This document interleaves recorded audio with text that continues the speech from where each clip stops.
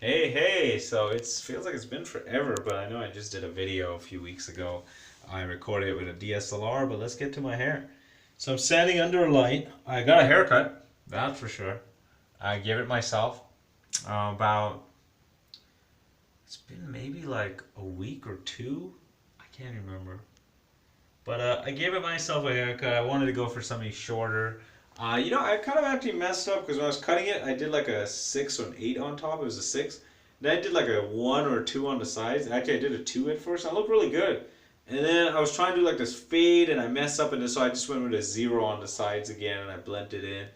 And so now it's growing out though a little bit more. It's been about a couple weeks, so um, you know. This is the hair. I got FUE. That's why I'm able to cut it this short and no scarring. Or no big ugly scar, I should say, in the back. I've never done the scar surgery, so I don't even know how bad the scarring would actually be in the back or wherever they take it from. But this is what my hair is looking at a shorter size. I did put minoxidil in it this morning. I do get a few of the same questions asking me, do I use minoxidil or Propecia? I understand this might be the first video you're ever viewing of mine. No, I don't use Propecia or finasteride. I do use minoxidil. I use the foam version. I do like the foam version. And, let me see here. It's not too bad looking. Got a short haircut. Yeah, so, okay, well. So that's what's going on with my hair. It's February 1st, 2017. I got my first surgery done.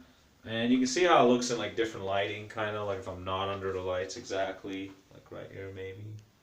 And, light is still there, but, it's decent. It's not bad. If you have any questions, please feel free to ask. I got my first surgery in about end of August 2013. My second surgery was beginning of August 2014. So it's been now it's coming up to 4 years on my first surgery this August, and about 3 years for my second.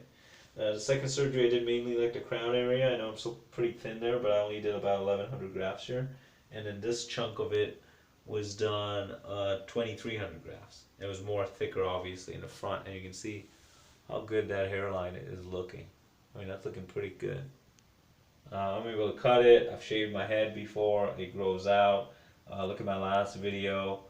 And people are pretty used to me with this hair. They're like, oh, well, you're still thinning or bald. But like I said again, if you look at my last video, I show pretty much before and after photos. And you can see how much different how it really has changed a lot. So, leave your questions, comments. I do get back to them. I do answer them.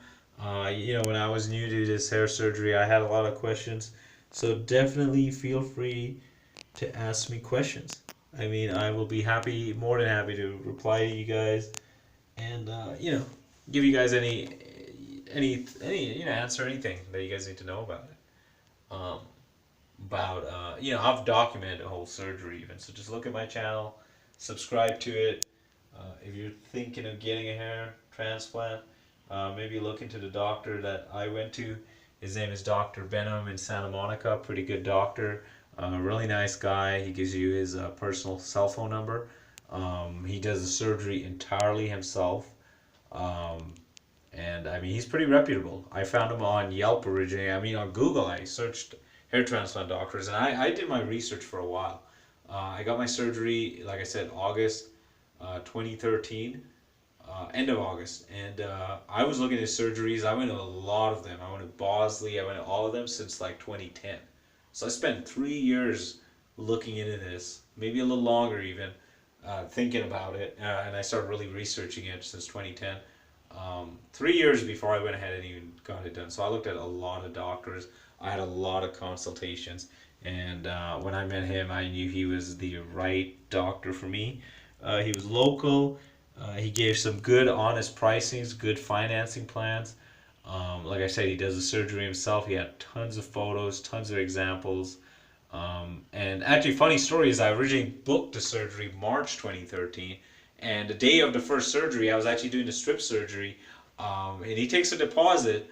I think it was like 300 to 600 bucks deposit, maybe 900. I don't remember the total amount, but I actually backed out. I realized, you know what, I don't want strip, and I canceled on him on the day of surgery. I don't recommend doing that, but he was still so nice. He gave me back the deposit. He said, you know what, I just want you to be happy. And then in August, when I started balding more, and I realized, you know what, I really need to get this done. Or it was actually in June, and that's when I started this blog. Actually, these vlogs was in June 2013. If you look at my first video, I went back to him and I told him, you know what, I want to do it, but this time I'm going to try few. He did few. He never made me feel bad about backing out. It was embarrassing for me. I thought I was never going to see him again. I was never going to go back there. I was so embarrassed. He didn't make me feel embarrassed. It was just my own personal feeling towards it, because flaking on something and asking for a deposit back can be very embarrassing for someone to do. And he never made me feel bad about it. He was totally cool about it. Again, I'm not saying make appointments with him to back out or something, but he didn't hold me to the deposit. He didn't, he wasn't rude about it, and he was more than happy to still do the surgery for me when I came back. And I mean, someone who backs out, a lot of doctors may be pissed off. They may not ever want to see that guy again. They may be like, hey, you know what? You're just wasting my time. Just get out of here. And he, a lot of people are going to be like, well, why would he say that he wants a business? But he's not really getting business by losing a day of surgery, if he thinks I'm going to back out again. And he was totally cool, nice about it. And that was a big thing. That he didn't make me feel bad about it, and that was a huge thing. So it was great that I was able to go back to him and finally get it done. And he never pressured me, he never forced me. After I left in March, I didn't hear from him again until I contacted him and wanted to actually get it done. And he was, like I told you, still cool about it, totally nice about it, totally professional. So he may be a hair transplant doctor that you would want to consider going to.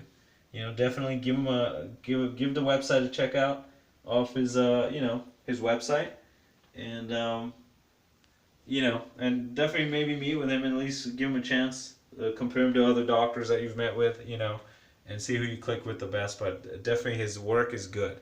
The healing was quick. I have time lapses and pictures of that as well on the healing.